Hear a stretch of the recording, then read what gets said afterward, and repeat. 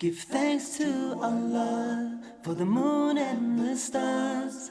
Praise Him all day for what is and what was. Take hold of your Iman, don't give in to Shaitan. Oh, you who believe, please give thanks to Allah.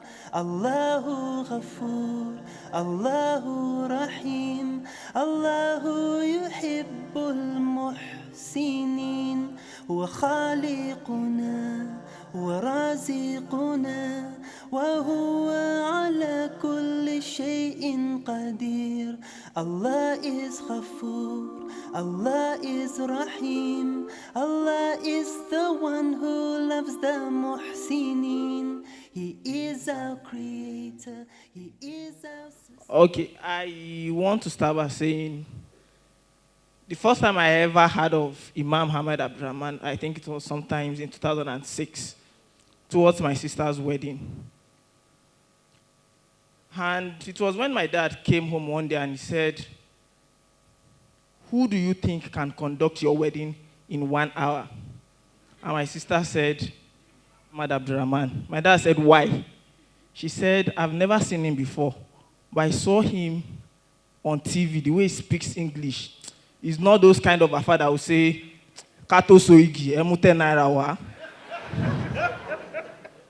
So my question is, what are the things you do, apart from being an Islamic scholar, that gives you money, the finance, so that you are not an imam that says, Kato soigi, emute naira wa?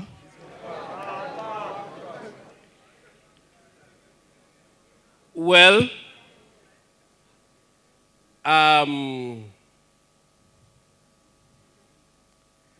you see, I will answer your question, but I will answer a question that you did not ask.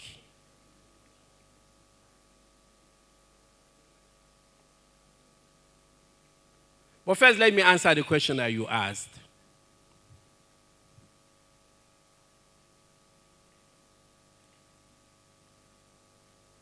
The work of an imam is work, even though it is not appreciated here. Last week, we went to see Sheikh Abdul-Rahman Sudais in his house. In Nigeria. And we are asking those with us, who do you think can live in this kind of a house? They say, this must be the governor of Macau, or one of those, prince. Incidentally, it was the house of Abdul-Rahman Sudais. And I don't think I've seen a government house in any of the states that can stand beside it.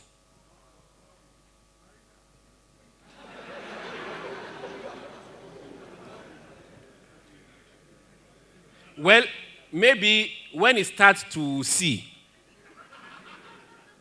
when Marina starts to see, Rina, anytime it starts to Rina, maybe it can. Now, for now, the straightforward answer is I do little consultancy. It is not Jalabi consultancy. And it gives me at least enough. It may not be regular, but at least one will give me something that will not allow me to look at. We should rethink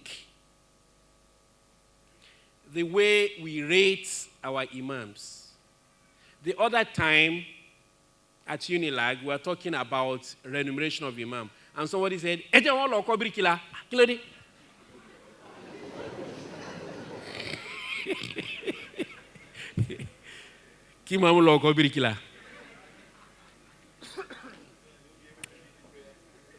have a friend in the US. He's a psychologist. And he runs a clinic. And those who go to talk to him pay by the hour. I don't know how many hours of talk or people coming to see me I do in a week, and nobody pays. Maybe when you start paying, we'll become rich again. This is not even talking about marriage counseling. Social work is recognized as work.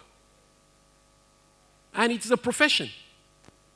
I don't know in this environment who does more social work than the imams. And then it's not recognized. We're talking of alternative conflict resolution. I don't know who does it more than the imams. Not recognized, not remunerated. Teaching is recognized. At least I know in a month, I must produce nothing less than 5 in 1 month. Produce nothing less than 5 articulate discourses or articles. I do not know of a university that has, instituted such a very strict regime. Nobody grades it, nobody rates it, nobody remunerates me or any imam for that. The reason why I do not look at anybody bringing 10 naira before I don't do sign my naira, is not so much because I have alternative sources, but because I believe. All right? Man yatawakkal ala Allah, fahuwa hasbu. That means, for translation, if he permits me, if whoever trusts in Allah, Allah is enough for him. Alhamdulillah, Allah has been very merciful on our Imam. Many people here sitting down in front of you, Imam, they are potential, inshallah, managing directors, CEOs of tomorrow. Some of them are probably CEOs at the moment. Let them get married first. We don't have the problem. And some of them are also potential governors of this country, inshallah. How should Muslims manage success? There are brothers who have gone through MSS, all these, and at the same time, when they get to the House of Assembly or wherever, they become a different animal, astaghfirullah. But how should Muslims manage success? I don't think there is anything that is more difficult to manage than success. It's easier to manage failure. It's much more difficult to manage success. You see, if Allah tries you with hardship, difficulties, you are humble. And you are humbled. Go and read the story of Qarun in the Quran. The first thing that comes to the mind of successful people is, إِنَّمَا أُوتِيتُهُ عَلَىٰ عِلْمٍ عِنْدِي. Yes, this success. This is strategy. Strategic planning and thinking. Effective management. I worked hard. Don't you know that I have a Harvard degree? Some people used to say, look, this head is brain.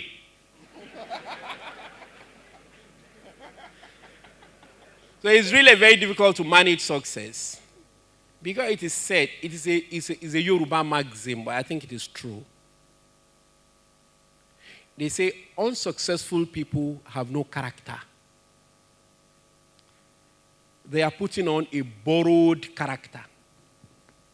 You will only know their true character when they succeed.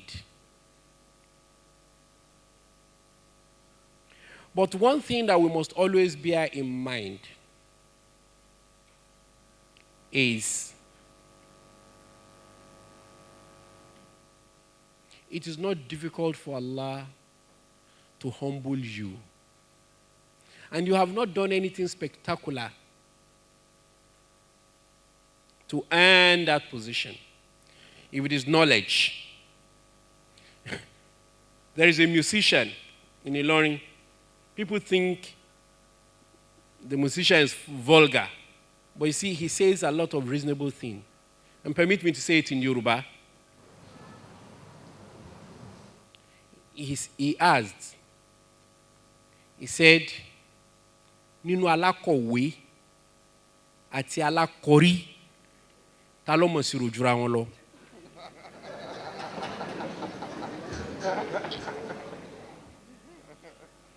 No, you may laugh. You know, alákọ̀wé is somebody that has Western education.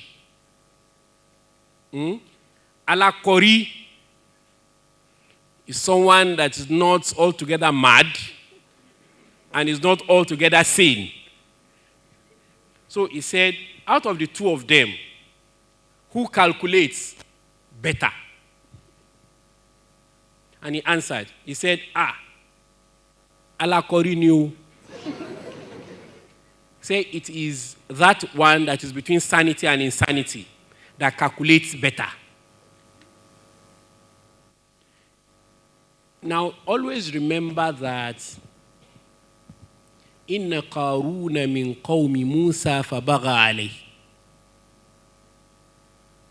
Qarun was ordinary, a member of the congregation of Musa. And Allah elevated him. Remember that people have succeeded before you. People are succeeding even right now. People will succeed you. You may not necessarily die. Remember that success is like a ladder. You step on each of the rung to get to the heights. And you need that ladder. Because one day you will come down.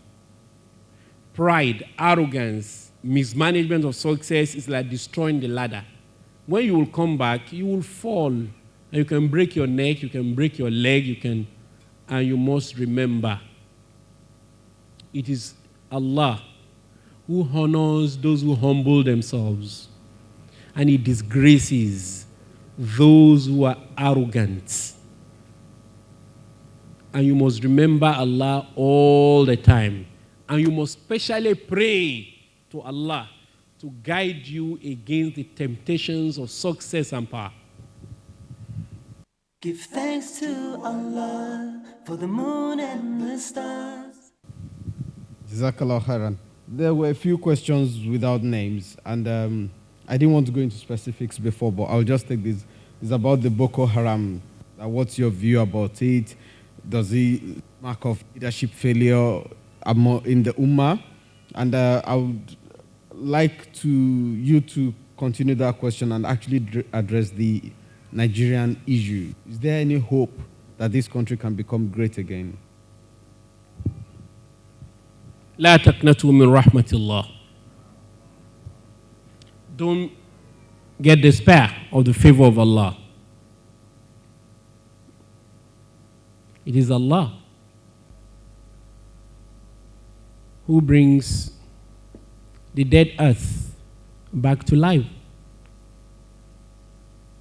He has the power if we are ready. Because إنه لا يغير ما بقوم حتى يغيروا ما بأنفسهم. He never will change the condition of a people until they change that which is in their hearts. So, Nigeria is a greatness waiting to happen. Let's settle that. Boko Haram is not new. Not at all. I said it this morning. Our fathers, the Lawani people, Makondoro people, they have always held the view that Boko is haram.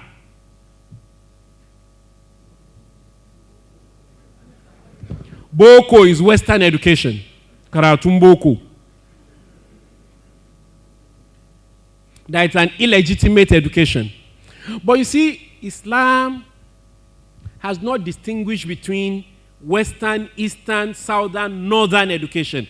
Education is education as far as Islam is concerned.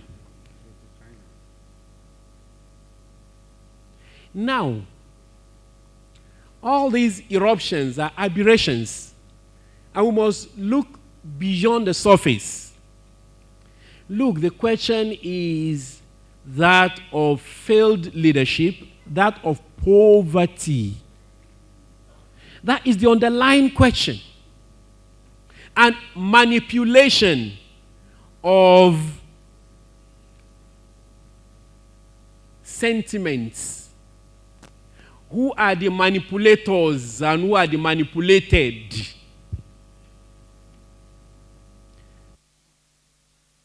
I talked a few minutes ago about Lanatullah Turenchi. Some of you, maybe you will remember. In ABU then, so many people left school. Bright, brilliant minds. Because of the erroneous belief that it is haram to acquire Western education. They wanted to go and study. It was just shortly after the 79 Iranian Revolution. And, we were charged by the literature and so on and so forth, innocent as we are. So this had always been with us. And let us ask these questions.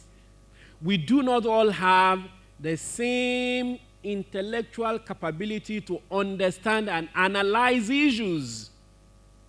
To the majority of the people, they find solace and escapes in, erroneous religious interpretations. And it is a current that is international. The end time prophets. You remember Jim Jones? There's a cult in America recently, end time prophets and end time prophecies. The sociology of it is, deprivation, disadvantage, poverty, relative ignorance, isolation, alienation. And these are the issues that we must address. For us in Nigeria, if some people, rise and say Boko is haram, the question we must ask is, what have they seen? And I will tell you what they have seen. Those who have been to school and they have graduated, what are they doing? No job for them. What has the school system turned to? Look, you may not know it, but I know. In the secondary school in the north, and over many people, many of those students sniff gum. Do you know gum? I think the sisters will know gum. You know gum? You don't know? The answer, the yes that I got initially. Oh, thank you. You know it. Understand. And we were told that this is worse than cocaine. And it's cheap. In the north, they have this song. Yamakaranta bu koko.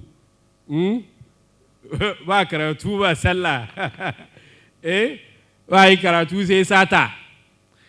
These are mindsets that the situation, prevailing situation, has not addressed. If anything, it has confirmed. The Al-Majiri phenomenon is really a very bad one. And I tell you, because we're doing a consultancy for UNFPA, they wanted us to understudy it. And what preliminary finding I cannot share with you. Because can you believe there are people, very prominent people in this country, who are opposed to any effort to modernize the Al-Majiri system, to abolish or reform it? Highly placed people. I am telling you because that's what we discovered. They are seeing their children going abroad to acquire Western education, and they come back. They will be speaking with their nose. Check out the children of the rich, whether in the north or in the south or in the east. Their accent will simply give them away They are friends. They have met in Oxford. They have met in Yale. They have met in Harvard. They are the same. Can you believe that there is no other part of this country that is as poor as the North? I do not know of any set of people that work as hard as the Northerners. It is only North. You get 25 million children on the streets. They have no timetable. They do not care. They have never been cared for. They do not love. They have never been loved. They have no yesterday. They have no tomorrow. They live on day-to-day basis. They are graduating into crime and drugs now. And they are cheaper than chicken. The other time, a trailer load of almajiri was intercepted somewhere around Jigawa. The only thing you need to trap these children is food. Even I think goats are smarter these days. Wallahi, it is sad, but it is true.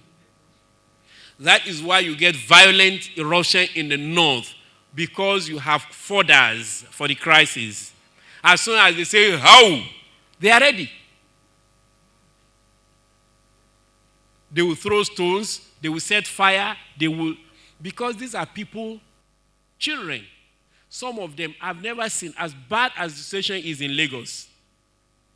I have never seen a vagrant 5-year-old. If you have seen it, please tell me. A 5-year-old that is just roaming the streets.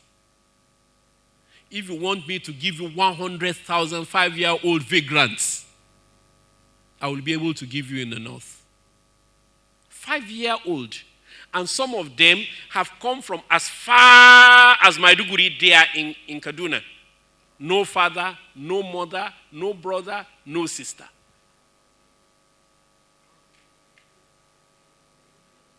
The education, no.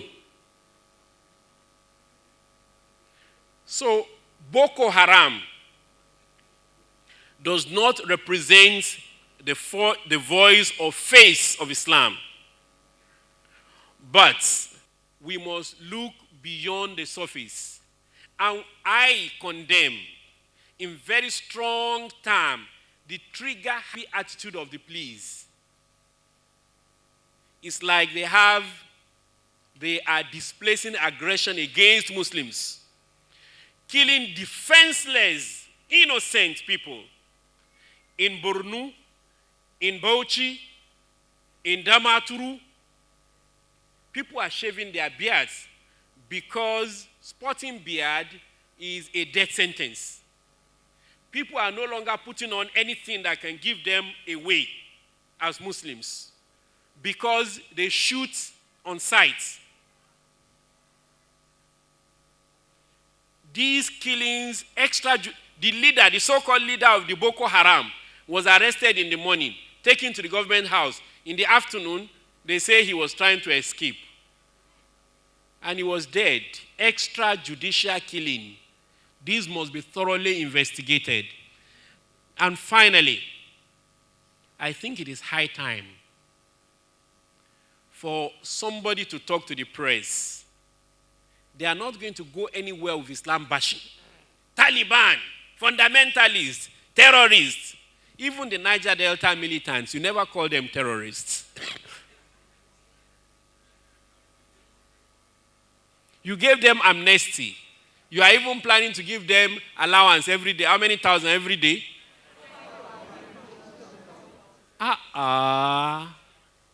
So the life of Muslims is worth nothing. And of course, the Muslims themselves are not talking. They are not speaking. Muslims have no human rights. A religious leader was on national TV. He said, kill them. These people have no regard for human life. Kill them. A Christian religious leader. Well, it's up to you. It's up to all of us. Allahul Musta'an. Leadership of the Ummah. What is wrong with it? Well, we have a crisis. It's normal for human beings to have crises. I think crises to me are tonics. It depends on how we interpret it. It enables us. There was a crisis of leadership. That was the reason for the Risala of Muhammad sallallahu alayhi wa alihi wasallam. Because there was no leader. And Allah sent Muhammad. بعث في الأميين رسولا منهم يتلو عليهم آياته ويزكيهم ويعلمهم الكتاب والحكمة وإن كانوا من قبل في ضلال مبين. Islam itself came to fill a leadership vacuum. However, leadership is the prerogative of Allah. He gives it to whomsoever he wills. Sometimes, unjust people will assume leadership as a punishment for the inertia of the so-called just ones. All right? إذا أردنا أن نهلك قرية أمرنا متر فيها. But I think now again we're improving. We're beginning to learn. We met about 3 weeks ago in Abuja. There was a religious leaders summit, though limited. It was on moon sighting, Hajj issues, and the question of praying on the praying Eid on the day of Arafah.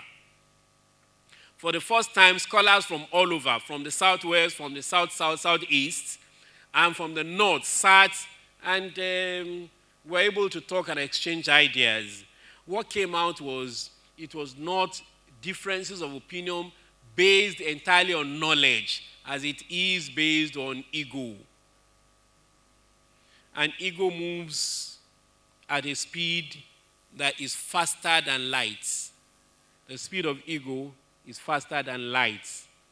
How we arrest it, it's a big question on the ummah. But again, I think we should just continue to work. If we are able to solve our local problem, that is our problem minus one, and we move ahead, we move ahead, we move ahead. Then we solve our problem at the international level. And I think there is no other community that has crisis of leadership than the Muslim community. Look at tiny Israel. Look at tiny Israel in the Middle East, controlling everyone. It's like my Fulani uncle or my Fulani brother. Just only one road, one staff, and 1,000 heads of cattle controlled. Then, look at what happened in Gaza. It's like people waited for Israel to destroy the whole of Gaza and kill people. And the following week, somebody gave $1 billion. He said, just reconstruct. Can you reconstruct the lives of those who have died? And they throw the money, and money is always there. People are fighting. Nobody will make any statement on behalf of Muslims in the world. Nobody. No leader, no country. All right? No leader, no country. But then, let us solve our local problem. Once we solve our local problem and we consolidate, we can go ahead. Because unless we do that, we'll only be building castles in the air. But I think it is possible. I think it is doable once we are ready. Alhamdulillah, alhamdulillah, alhamdulillah, Rabbil Alameen. I think we have come to the end of the program. Except, do you have any parting advice for brothers and sisters? Because it's 2 o'clock. Parting. I like to urge us to be sincere in whatever we do. Because we can't hide from Allah. He sees, He knows, and He has power over everything. I want to urge us not to be afraid to disagree. But then we must not be disagreeable. I urge us all to sincerely work for Islam. It's good. We look beautiful. Look at my sisters. Beautiful. Look at my brothers. Beautiful. Are we what we pretend to be? Beautiful hijab. Beautiful.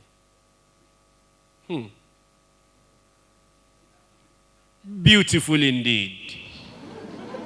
Beautiful comportment outside, as if our sisters are angels. Allahu Akbar.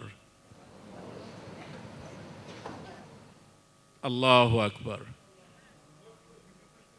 One of the greatest headaches that I've had to deal with is marriages crashing faster than they are made.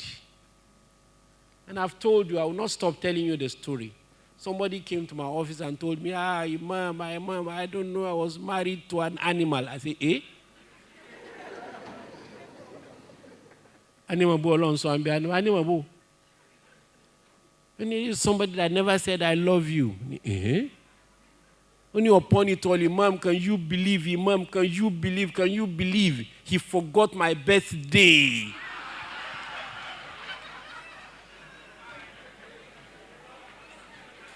My dear brothers, wallahi, we look very beautiful, don't we?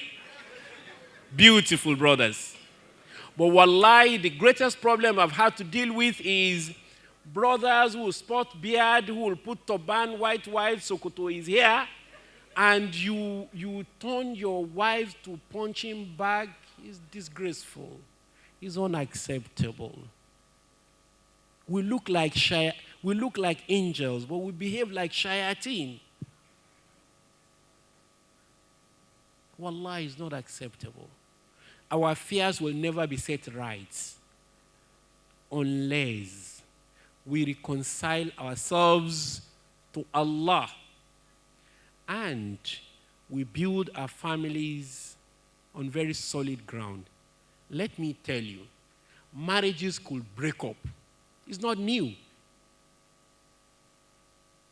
There could be divorce. That's why Allah allowed it.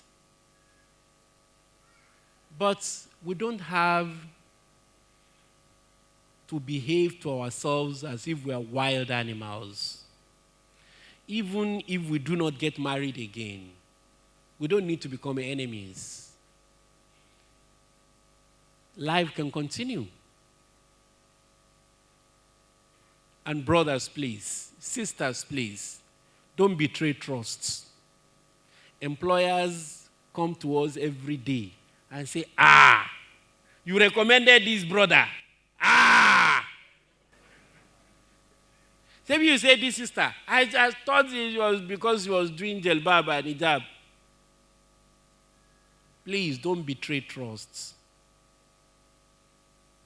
If we keep these simple rules, Allah will elevate us. He will make us happy and will become great. Thank you very much. Please, can you all say takbir? Let's first say Alhamdulillah on my behalf. I survived this interview without a punch from Sheikh Bruce Lee. Let us all recite Inna Atayna for our brother. Bismillah ar-Rahman ar-Rahim. Inna Atayna kalakawthar fasolli li rabbika wanihar inna shani'aka wal habtar. May Allah give him long life. May Allah let him be with us for a long time. We pray that Allah will bless him and his family. And we pray Allah will bless the marriages he conducts and the affairs he intercedes in. We pray Allah make all of us good Muslims at home, at work, on the road, everywhere. We pray that as we are gathered here today, inshallah, we will be gathered in Al-Jannah Firdaus. ربنا آتنا في الدنيا حسنة وفي الآخرة حسنة وقنا عذاب النار. We break now for Zur. Al-Fatiha. Bismillahir Rahmanir Rahim. Alhamdulillahi Rabbil Alamin. Ar-Rahmanir Rahim. Malik Yawmiddin. إياك نعبد وإياك نستعين اهدنا الصراط المستقيم صراط الذين أنعمت عليهم غير المغضوب عليهم ولا الضالين آمين Give thanks to Allah for the moon and the stars. Presenting our token of appreciation to the Imam. He's somebody that always comes whenever we call on him. So, ask you to please present something to the Imam on behalf of Mica, inshallah. Assalamu alaikum wa rahmatullahi wa barakatuh. This is an award being presented on behalf of Mica to Imam Abdurrahman Ahmad in appreciation of his contribution as a resource person at the Leadership Summit Africa, I believe currently holding, although it's put here as head, at National Theatre on the 1st and 2nd. The team and others, we sincerely thank you for Mica for the useful insight and support. Your section was extremely important to the event, and we say just it's 14. Sorry, I can't see. 14:30-ish August. So, on behalf of the organization, it's my pleasure and privilege to present a plaque to you in appreciation of all that you have done at this session and those that you've been doing and those that we believe in the nearest future you continue to do, particularly in the cause of Islam. And we pray and beseech Almighty Allah to continue to be with you, increasing in human, increasing in knowledge, grant you good health and long life and prosperity. Thank you very much.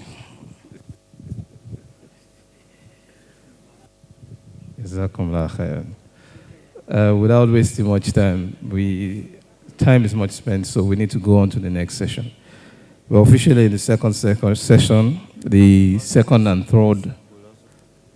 I understand the commissioner can't be with us for a long time, so we'd also like to appreciate him. He's been a constant support of the movement for Islamic culture and awareness for such a long time. Every time we go to him in a hurry, he always answers us, and we appreciate him for that. I request my brother Kamal Bakrin to please present a plaque of appreciation as well to the Honorable Commissioner for Environment, Dr. Muiz Banire.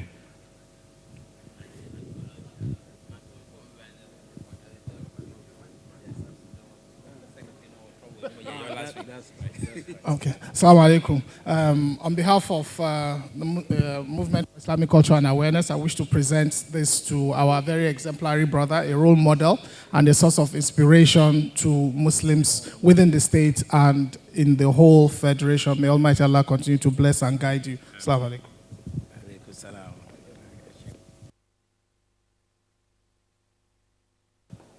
Alhamdulillah Rabbil Alameen wa salatu wa salam ala Rasulul Kareem. Assalamu alaikum wa rahmatullahi wa barakatuh. After the awards have been given, we'll do some more awards because we have people within us that we also want to recognize and appreciate as well. We'll go on to the next session, which will be handled by someone very, very, very close to the house. He's already with us. Indeed, the two resource persons for the next two sessions that we have are already here. So we'll take his first one, which is going to be handled by this brother that we're going to introduce now. He's a corporate strategist and business process specialist with an MBA from Columbia University, New York, USA. He has a bachelor's degree in agricultural economics from the University of Ilorin, where he graduated among the top of his class. In addition, he was the University Sportsman's Awardee. He is also a fellow of the Institute of Chartered Accountants of Nigeria and a member of the Institute of Directors. He started his career at Arthur Anderson, now called KPMG Professional Services in Lagos, Nigeria, where he was involved in developing a plan for the commercialization of the pipeline products marketing company, PPMC, among several audit and business advisory assignments. He was briefly posted to London office as a part of an exchange program. He then joined Colgate-Palmolive, Lagos, Nigeria, as the budget and planning manager, systems project leader as well. From there, he was transferred to Colgate-Palmolive, Johannesburg, South Africa, the first Nigerian staff within that organization to go on international posting. As a financial manager, amongst other functions, he was responsible for managing the budget and control functions of the entire company's overhead costs. He was one of the winners of the award of the Chairman's Award, shortly after obtaining the degree from Columbia, MBA from Columbia. He worked with the Boston Consulting Group, Massachusetts, United States. He returned to Nigeria to join Ocean and Oil Holdings as the Executive Vice President and Head Corporate Development. At Ocean and Oil, his responsibilities spanned group strategy, investment, and strengthening the group's portfolio companies' capabilities. At Ocean and Oil, was actively involved in incubating the independent power project, which metamorphosed into Owando Gas and Power. He has also led varied projects, transactions for the group and affiliated companies. He led the post-merger integration of Unipetrol and Ajip Nigeria PLC following the group's acquisition of the two publicly quoted companies. This transaction was the biggest merger in Nigerian history. After a brief stint as the deputy manager of UTC PLC, he served as the managing director, CEO of Owando Energy Services, and chief operating officer of Owando PLC. He is currently the CEO of Vios Principal Investments, which he founded in the year 2007. He is fluent in English, Hausa, and Yoruba, and has a basic understanding of Arabic and French. He enjoys playing squash, badminton, and basketball, and is also an avid student of modern history. He's happily married with 4 children. He's going to be discussing a topic called the rules of work.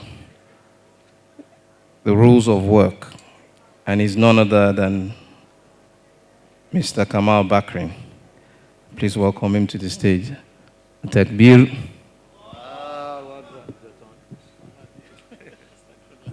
Assalamu alaikum wa rahmatullahi ta'ala wa barakatuh. The topic is the rules of work. Alhamdulillah, I'm really, as usual, very pleased to be part of this event. And I feel always honored to be asked to participate in these types of events, so I try to give it my best as much as possible. I think they're extremely important. I think they can make a lot of difference to the Muslim community, particularly this whole issue of leadership, which is one of the major problems we are faced with. Obviously, because leadership comes in many dimensions, this just happens to be one of them. How do we conduct ourselves? How do we manage ourselves in the world of work, in the work environment? I don't need to start quoting statistics about the importance of work in our lives. We know it is our source of livelihood. It is where we spend the most of our time, and it is one of the ways through which we can achieve our dreams, attain our God-given potential. So we cannot overemphasize the importance of having a successful work life. Having said that, I looked around the room and I noticed that there is a mix of people in this hall. I see people who I know are entrepreneurs. I see people who I know are senior managers, maybe directors even at their different places of work. I see people who are in the middle level of their careers, and I have even seen 1 or 2 people that I'm very sure have not joined the workforce yet. So I know we have a broad and diverse audience, and therefore one message cannot fit all. What I'm going to suggest, however, is we look at it like this. For the entrepreneurs and the senior managers, I think what we should just use this session for is for us to use it to acquire material that we will use to teach other people. So I expect us to be teaching our juniors, particularly young Muslims that we mentor, that because we really all of us senior managers should have Muslims that we are mentoring, that we are bringing up. If we don't have, from now on, let us cultivate the habit of mentoring younger Muslims. For the middle level people, you would have learned a lot of these things through experience. However, I'm sure there will still be some gaps in your experience. And the whole idea is to use this to fill some of the gaps in your experience and knowledge base. And then finally, for the younger ones, or those who haven't even entered the workplace, I suspect you will be the ones that will find this most useful. I urge you to pay particular attention. The source of the material that was used to put this together was, it's a book, actually by the same title, The Rules of Work is the title of the book. I actually need to know from where this is being controlled. Okay, can we go back to the cover page? Sorry. The book is by a gentleman called Templar, and the title of the book is actually The Rules of Work. Give more details about it later for anybody who is interested in reading further about the topic.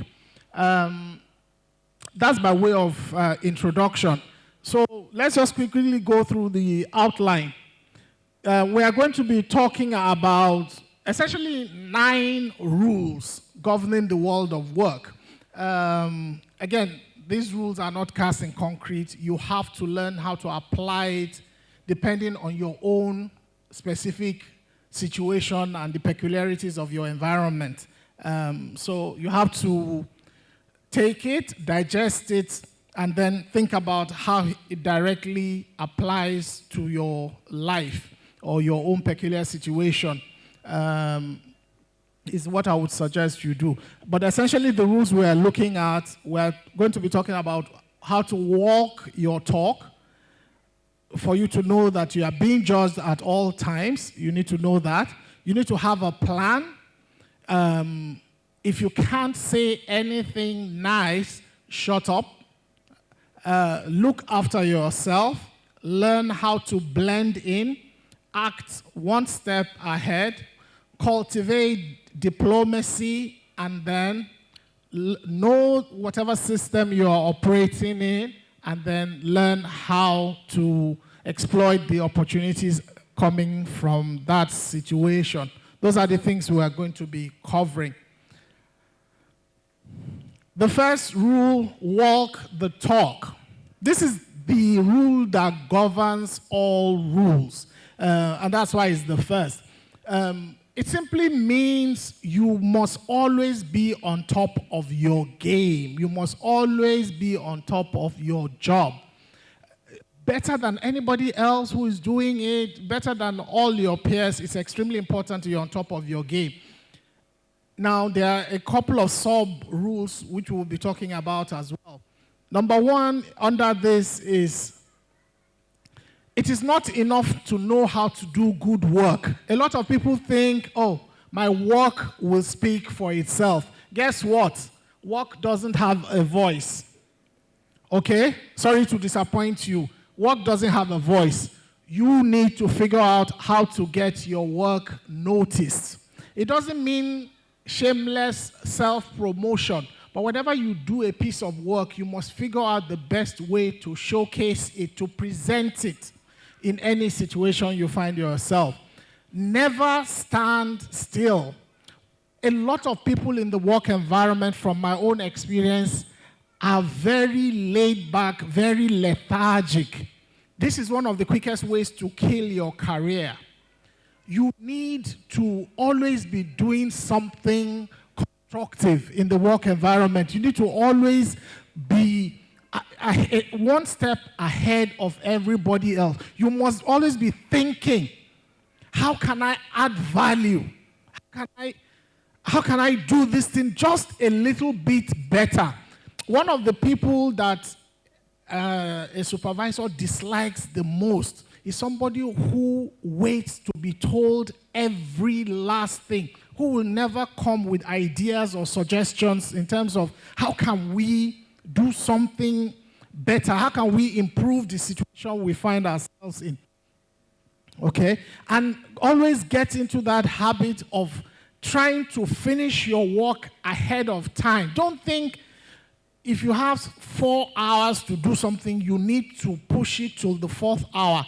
Get into the habit of trying to see, can I do this thing in 2.5 hours so that I have time to review it, to look at it, to fix any mistakes that might be in there, and then have time to do other things.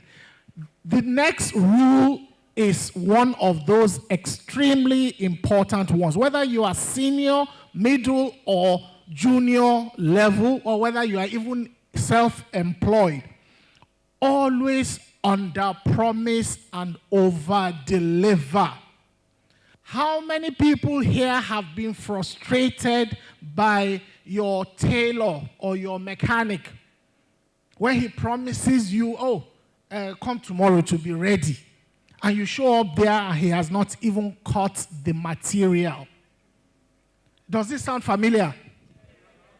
Okay, turn that around and think about your boss or your employer. That is how he feels or how she feels when you say the report or the analysis will be ready by 5 p.m. today.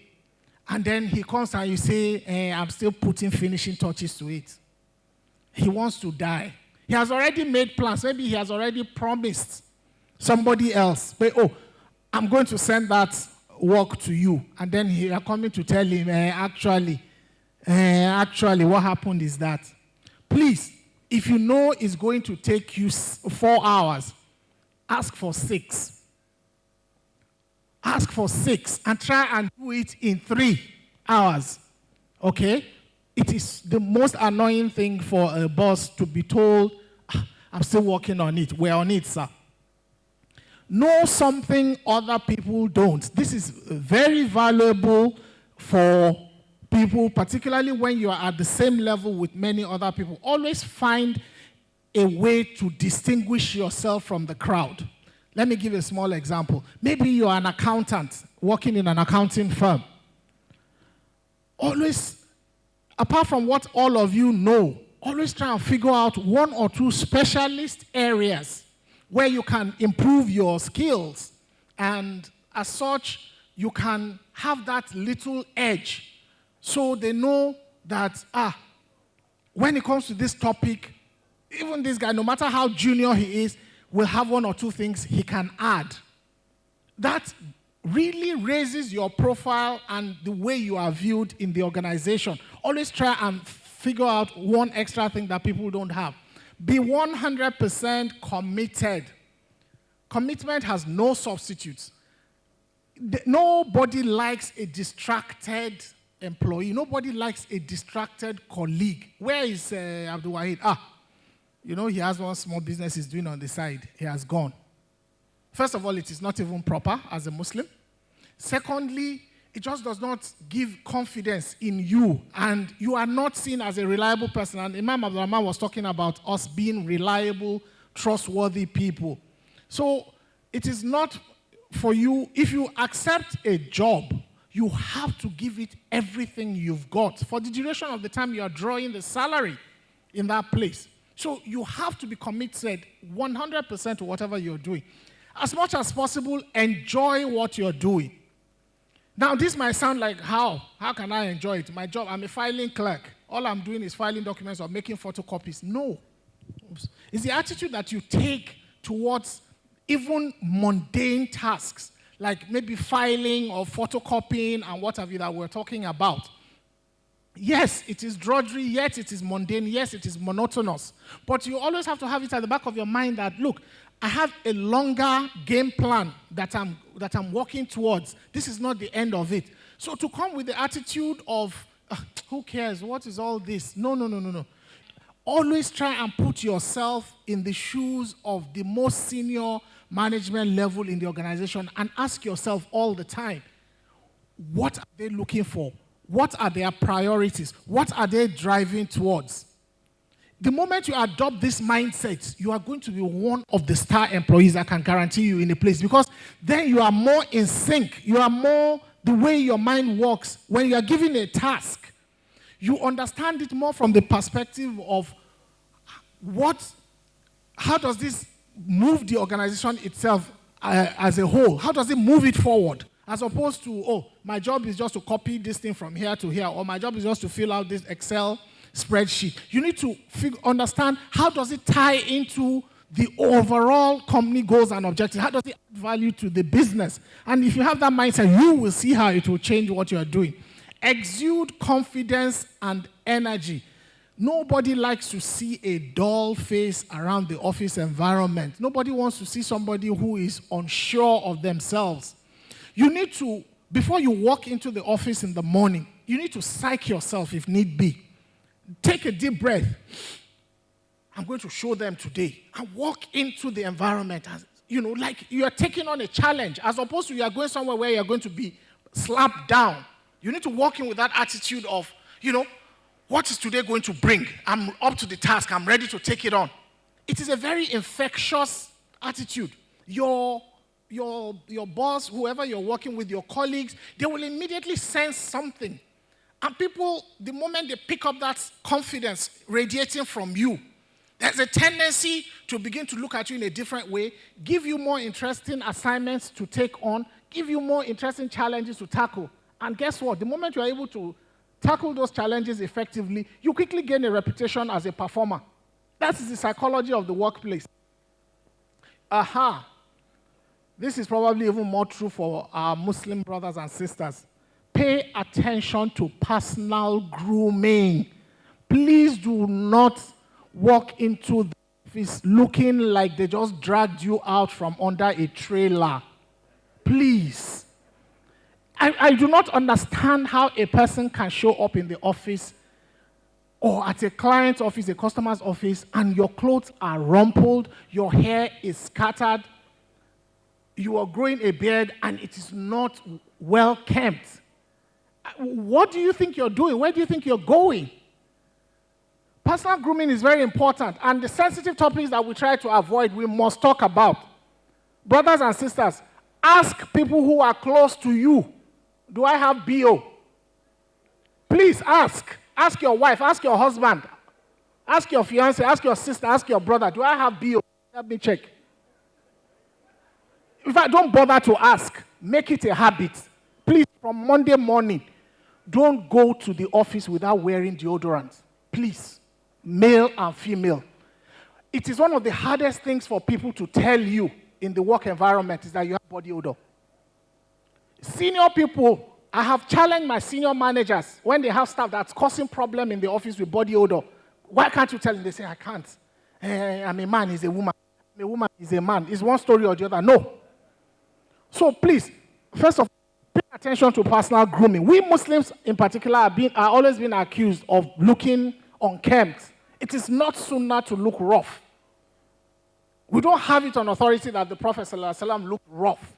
Where did we learn it from? It's just a bad habit we've picked up. Okay? I'm really putting a lot of emphasis on that. Check. Bad breath. Ask someone who's close to you. And if they say yes, it seems as if things are not quite okay. Lick a mint, suck on mint or something. Make sure you maintain proper oral hygiene. It distracts in meetings. You're talking to somebody and they are doing like this. They are not hearing you. Where are you going to get promotion from? Where you can't even hear what you are saying? Where is promotion coming from? So you need to take cognizance of your personal grooming. Speak well. It's amazing how many times I see subordinates, juniors, mumbling. If need be, practice. Boss, take time and practice what you need to say. I'm going to make the following 3 points. Go inside the toilet, if need be, and go and say, okay, let me get this right. Okay, if you can't go to the toilet, go to the car park. But just practice. Get used to practicing. Speak clearly. It boosts your standing. When you are seen as somebody, when you ask the question, yes, so what do you think are the 2 or 3 things we could be doing better in this organization? I'm like, thank you very much. I think 1, 2, 3. Succinct. No, well, actually, in fact, they have moved on. They have left you behind. No, you need to, practice. Think of yourself as the MD and think, how will I conduct myself? How will I speak? Don't mumble, as we said, and be bright, be clear, be pleasant and simple. Don't engage in verbosity and long talk. Think and then speak very clearly. Also learn to write well. Check your spellings. Check the appropriateness of the language. Don't write casually, hi, when you are writing to a customer. He's not your friend. He's not your buddy. Dear Mr. Whatever. Follow the proper protocols of writing. It's amazing how many people will write handwritten notes to a superior and they will use language that is not becoming. There is appropriate language for communicating and you must use it. Okay? Give thanks to Allah for the moon and the stars. Give thanks to Allah for the moon and the stars. Praise Him all day for what is and what was. Take hold of your iman. Don't give in to shaitan. Oh, you who believe, please give thanks to Allah.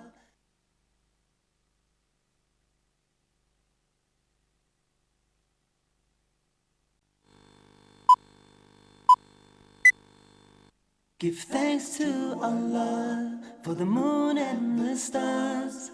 Praise Him all day for what is and what was. Take hold of your iman. Don't give in to shaitan. Oh, you who believe, please give thanks to Allah. Allahu Ghafoor, Allahu Rahim, Allahu Yuhibbul Muhsinin. هو خالقنا هو رازقنا وهو على كل شيء قدير. Allah is Ghafoor, Allah is Rahim, Allah is the one who loves the Muhsinin. He is our creator, He is our sustainer. Alhamdulillah Rabbil Alameen. The website go to in case your email is mixed up or something, just go to www.micanigeria.org. That's www.mica, spelled M-I-C-A, nigeria.org.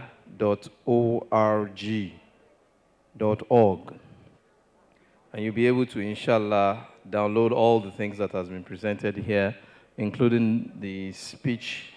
The ones that were not on PowerPoint, if they are on Word, we'll present them. Again, because the sister didn't call our numbers well for interior decoration, Sakina in Leaving, number to call 0705938751. 0705-938-7521 or 0703-938-1787.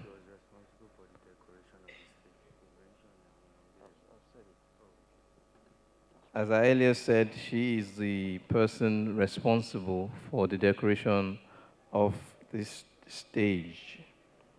Again, 0703-938-1787. Alhamdulillah Rabbil Alameen. Now, we have one more presentation to go. At this junction, we'll think it's best for us to break for Asr and then come back and take the presentation. I'm also told that the lunch is ready, and we'll do that as well. We recognize the arrival of the Amir of Mica, Honorable Justice Adewale Habib Abiru. Alhamdulillah. Ahlan wa sahlan. Alhamdulillah. So we are also reminding us that certificates are going to be given at the end of this session.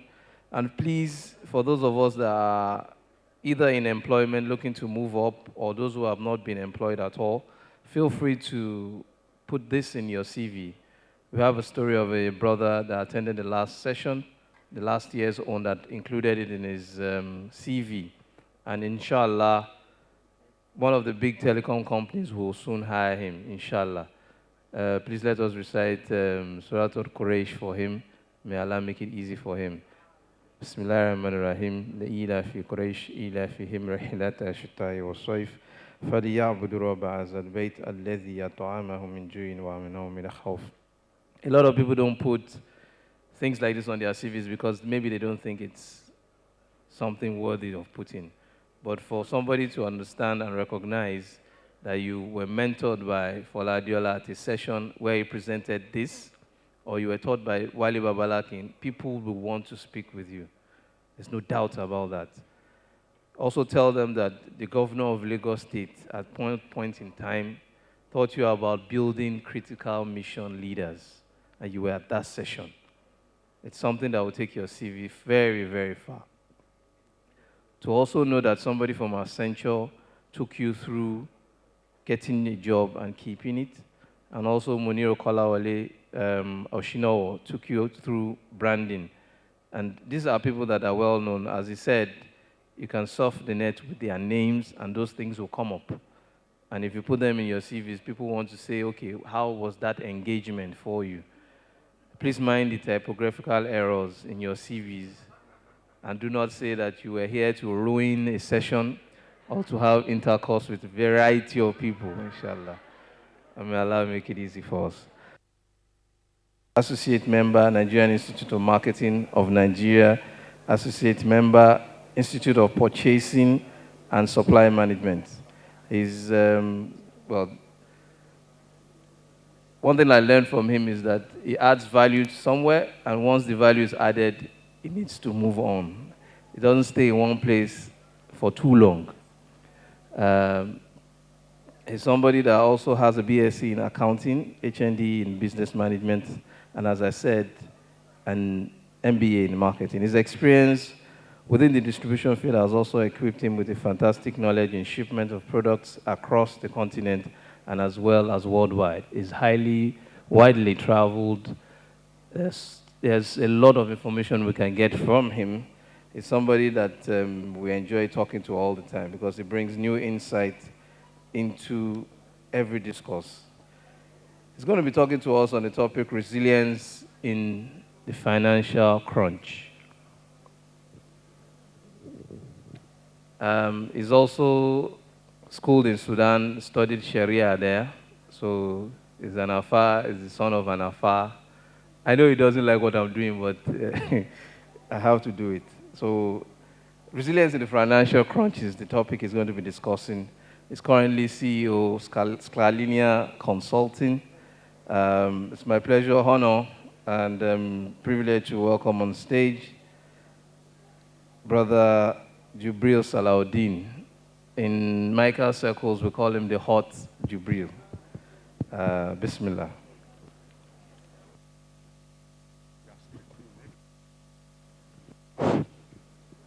أعوذ بالله من الشيطان الرجيم بسم الله الرحمن الرحيم بسم الله وقفة والصلاة والسلام على سيد المصطفى وعلى آله ومن والاه السلام عليكم ورحمة الله وبركاته. Yes, I can see that everybody is tired. Each of the lectures, I guess, and everybody is tired. Let me do a bigger salam. Maybe I will get a bigger response. Assalamu alaikum wa rahmatullahi ta'ala wa barakatuh. That's better. All right. I think my job is quite easy this evening. I've listened to Brother Kamal Bakrin. He has done quite a lot of job, and every other speaker. And that makes mine quite easy. I'll be talking about resilience in the crunch and how we move the business further. Before now, most of us would think, is the crunch coming? I've done quite a lot of papers on Mica floor and other places regarding the crunch. And a lot of us have looked at it and said, is it possible that we have a crunch? And quite a lot of people are doubtful then. But I'm sure as we sit here this evening, we know somebody who has lost his job because of the crunch. Or we know somebody whose salary had been sliced to half because of the crunch. Or we know a business that has gone down because of the crunch. Or a business that will go down tomorrow, Monday, because of the crunch. The Manufacturer Association of Nigerians said a total of 82 companies have been closed as at Friday because of the crunch. And more will be closed because of the crunch. But because these businesses are being closed, it's an opportunity for some of us to make more money. I've never made better money than the period of the crunch because I've learned that I can take advantage of the crunch period to enrich myself. So that is some of the things we'll be looking at. We'll see how it affects nation. We see how it affects businesses. We see how it affects individual and how it affects the family. But we'll try to do this in such a time that we'll look at the slide. I call it taking stock of the crunch, implication for development finance in sub-Saharan Africa. Being a leadership summit for Africa, I've taken some countries across Africa, and the BRIC economics. When I talk about the BRIC, I mean the economics around Brazil, India, and Canada, as well as Korea, so that when we look at these indices, we see how the tide in business is going to change in the next 6 months. By the 1st of January in 2010, the economic indices of the whole world is going to change. The countries who are superstars will no longer become superstars. The countries who are not reckoned with will now be reckoned with. And that will change the economy and it will change the focus. And that is very important for us. As Muslims, we then need to position our business so that we can take advantage of this trend in the world economy. Earlier in the year, I said that we're going to witness more violence, not because people want to make trouble, because hunger is going to drive them to make trouble. And that has happened. Earlier in the year, we will also show you figures of the countries that will need close to $1 billion of their currency before they can fuel a car. That's happened. Some countries are running on 781% inflation rates. Some are running close to 1,000,000% inflation rates. Some currencies will disappear. The world has never witnessed a crunch this size.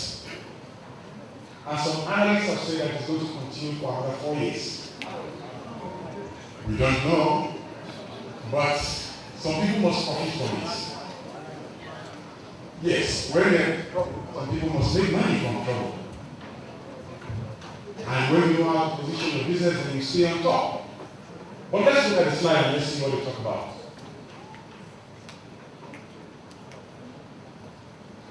Why is this crisis different? Why is it different from other crises that we've seen before? Of course, we've seen different countries have gone into different type of crunch. We know the case of Brazil in the late 70s, when they had to change their president 5 times within this, Argentina rather, where they had to change their president 5 times within the space of 9 months. But why is this different? There is a massive accumulation of global macroeconomic imbalance. It's massive.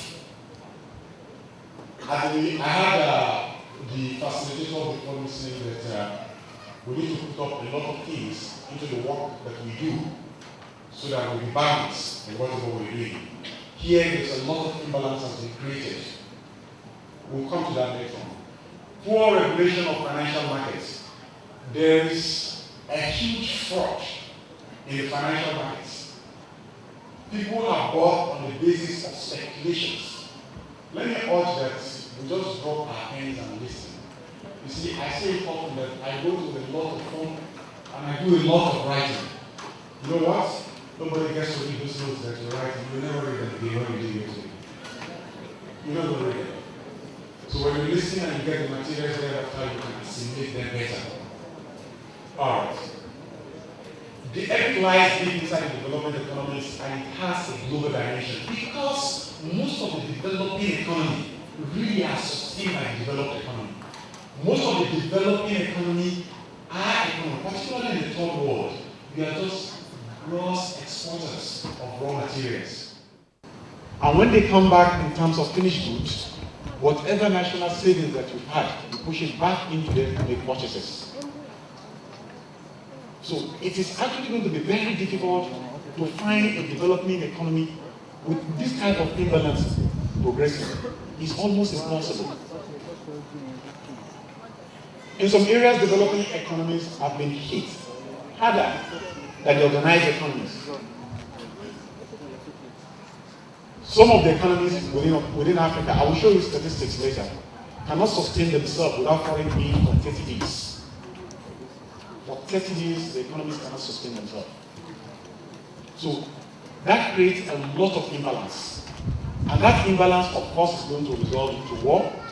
And when it resolves into war, we're going to use the same hard-earned money to go on foreign weapons and ammunition to come and fight ourselves so that we kill ourselves better.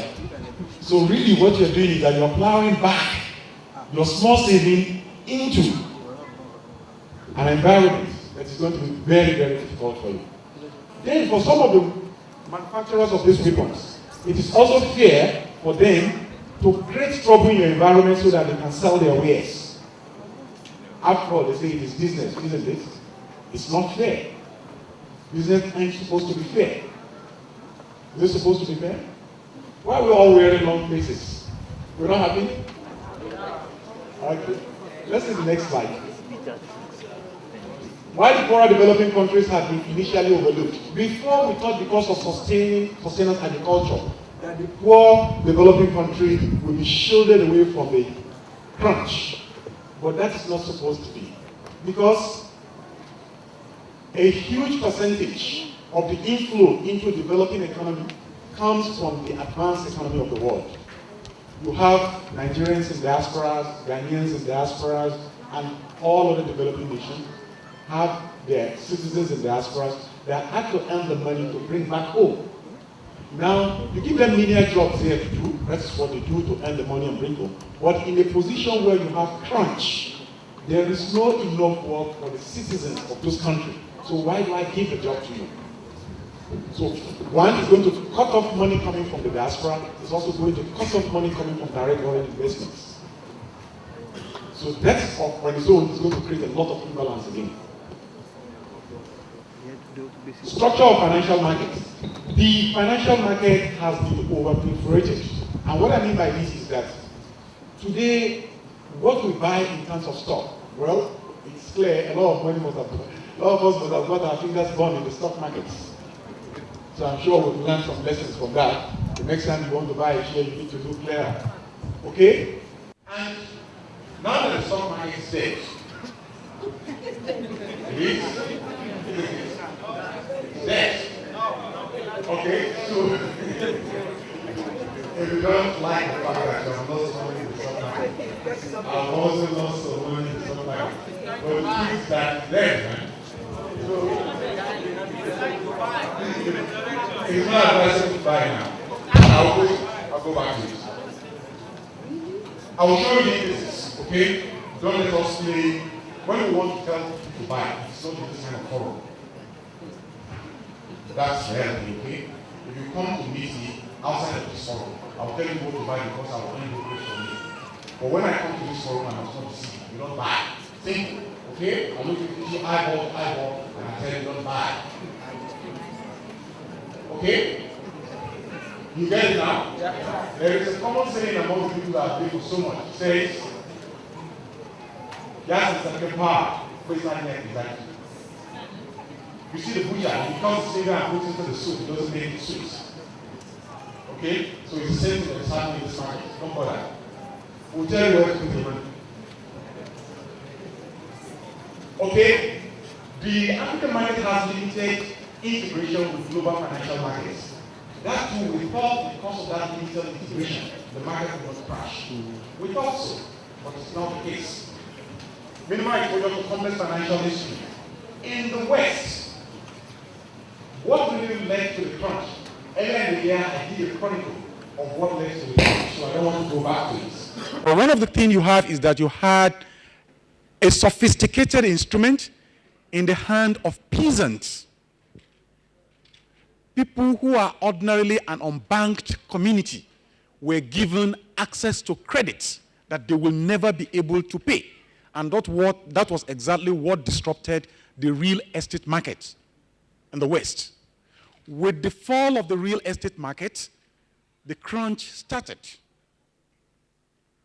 People have made permutations on figures that they thought would bring in earning. However, those loans became bad. They are irrecoverable loans. So we all look at improved macroeconomic fundamentals for these developing economies, and we said, with this in place, the crunch should not get here, but it turns out to be different. The next slide. Now, why were these misleading? The initial assessment that was done, why was it misleading? With the crunch, you cannot get to finance your business from the bank.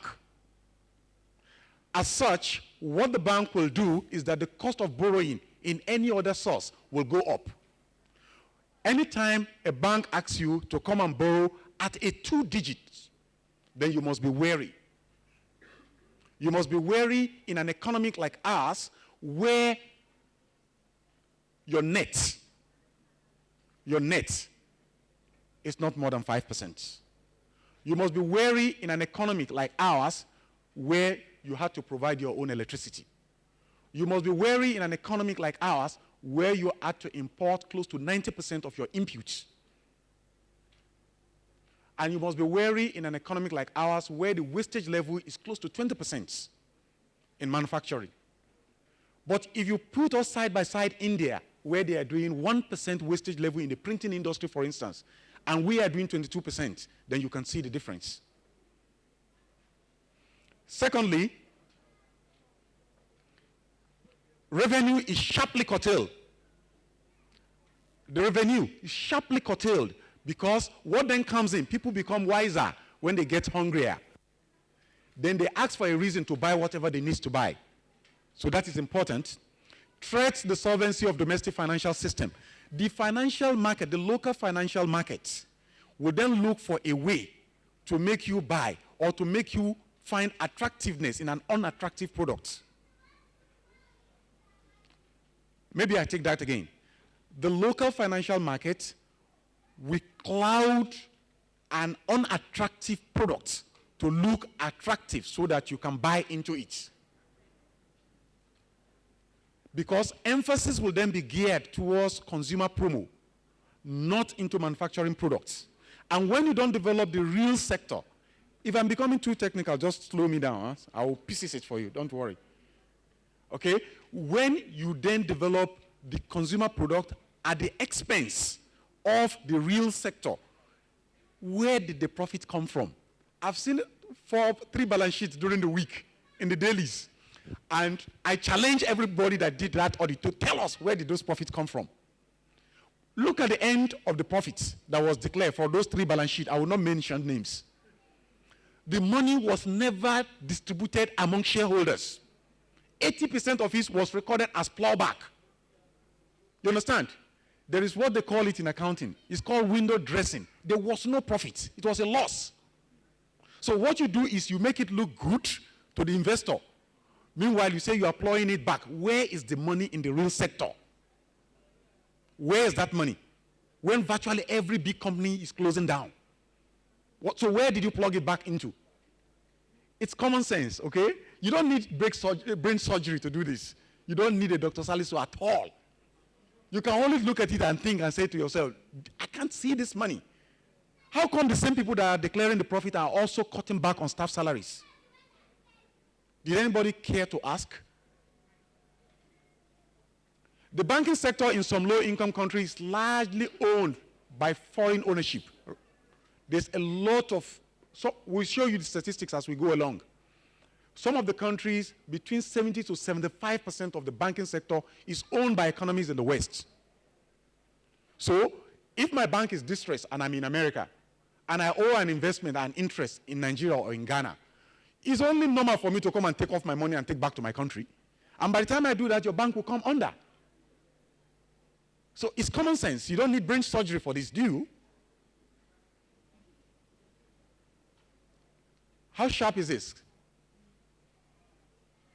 Can you see it? Okay. Nigerian, 5% foreign investment in our banking sector in Nigeria. South Africa, none. China, none. Bangladesh, none. By the way, Bangladesh run one of the best poor bank in the world.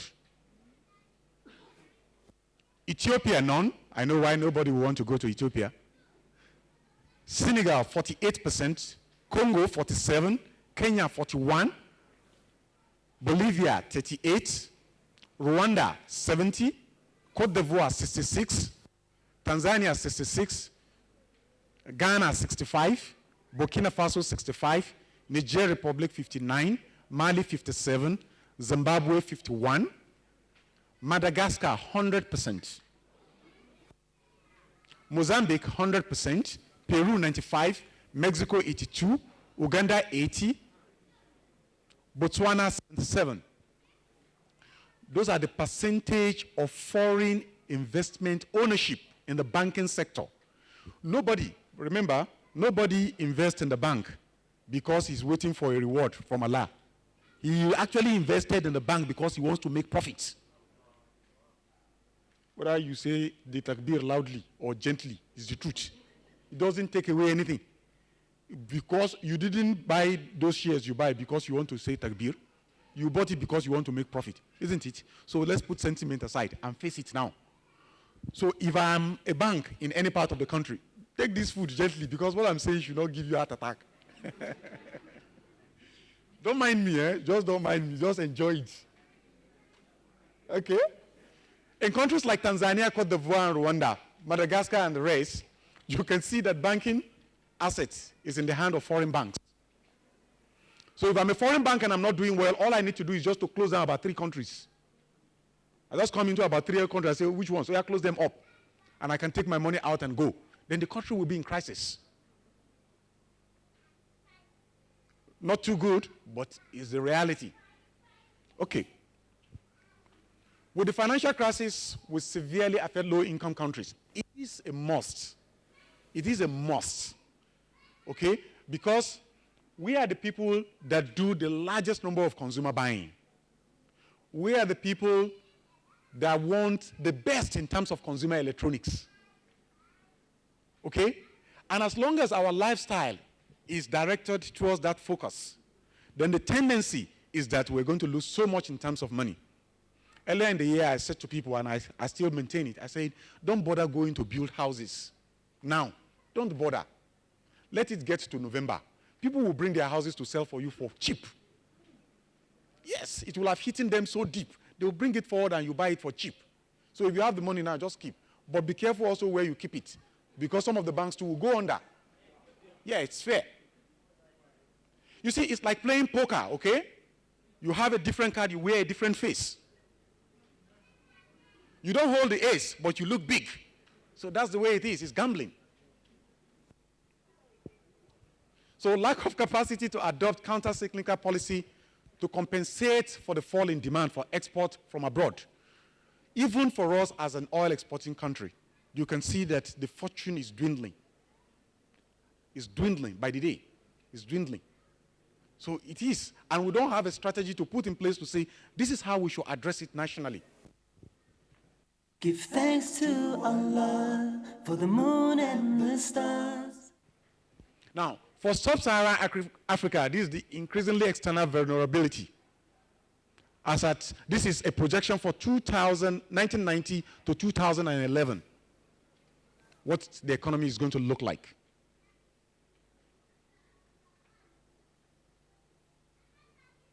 Because the safety net is so small, the safety net is almost eroded. Some countries, like I said to you, will not be able to cater for their citizenry in terms of food alone for 30 days. They can't do it. So it is also good when you look at people that will come and eat up your food to actually send food to them instead of allowing them to come into your country. You know, when they come in, they will not come in just for food alone. A lot of things will also go with it. So it's also good that you say, okay, let's push food to them so that they remain where they are. Okay? Let's see the next slide.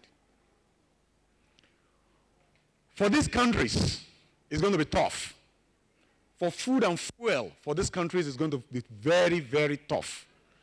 Except for countries like India that have found a way around it.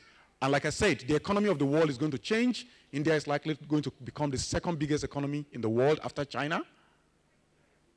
And the third is going to be Germany. And America and Britain will be in 7th and 8th position respectively.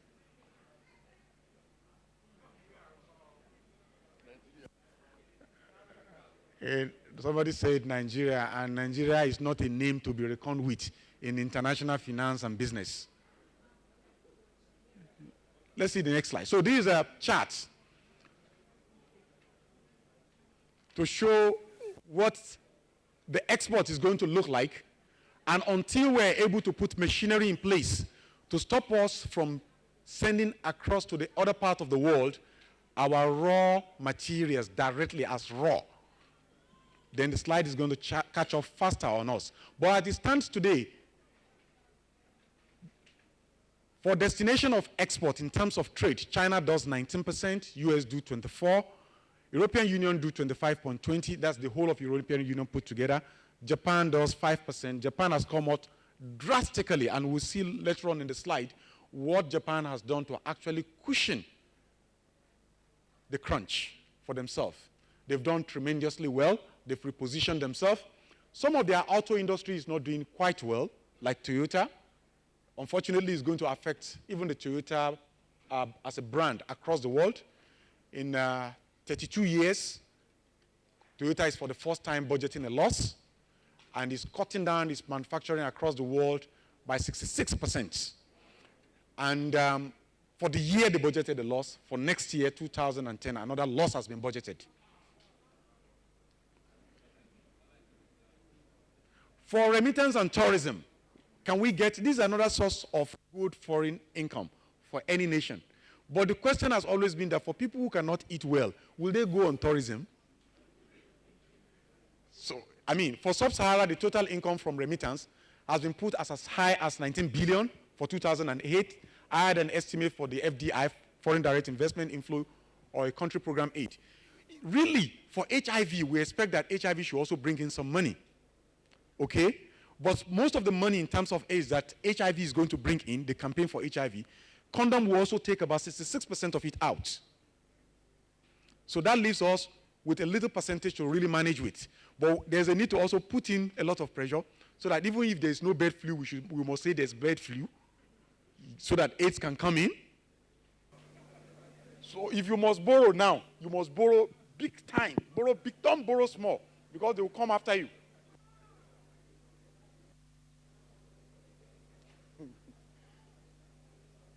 For developing economies, we also need to look for new channels for low-income countries, because it is closed down.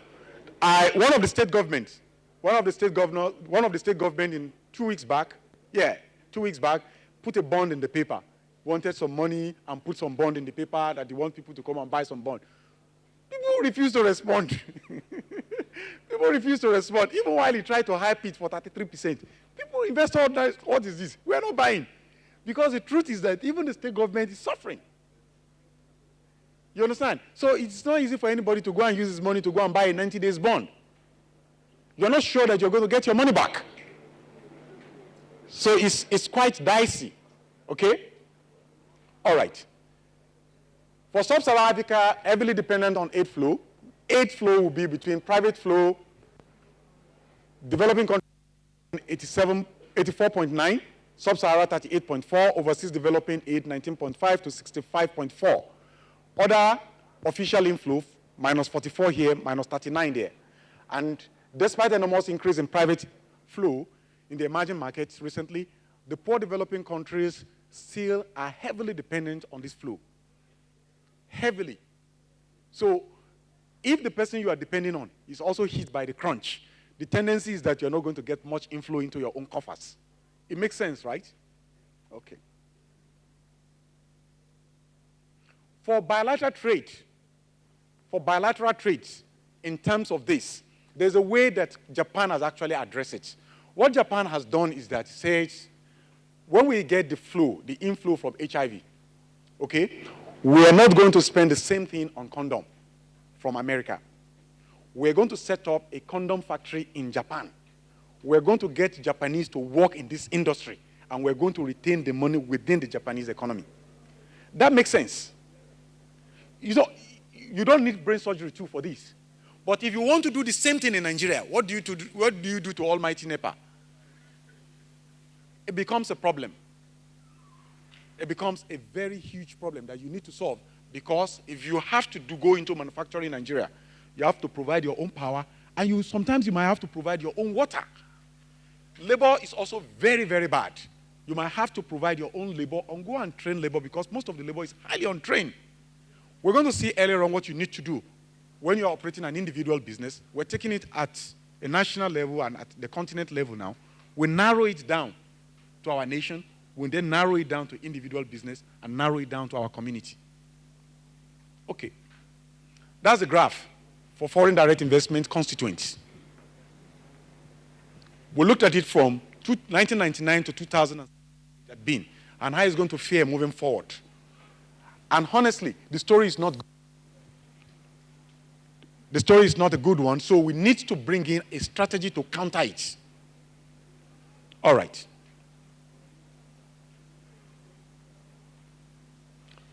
If we have foreign direct investment, supposing the tide change, and we have foreign direct investment directly into the economy, will it help us as a developing economy? That is what most of our leaders have been going around to go and ask for foreign direct investment into Nigeria.